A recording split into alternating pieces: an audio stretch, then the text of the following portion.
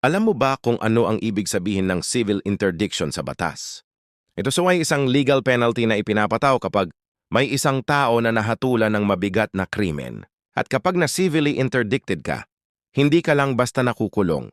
May dagdag na epekto ito sa iyong civil rights.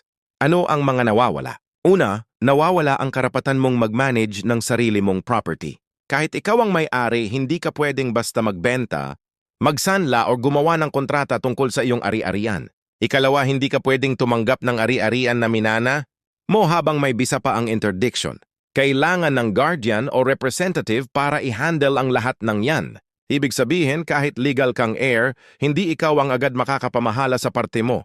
Kaya sa usaping lupa, mana o anumang property, malaki ang epekto ng civil interdiction.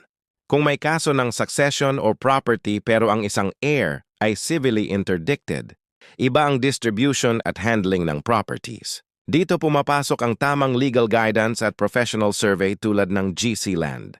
Surveying para malinaw kung sino ang entitled at sino ang may authority to act sa lupa o ari-arian.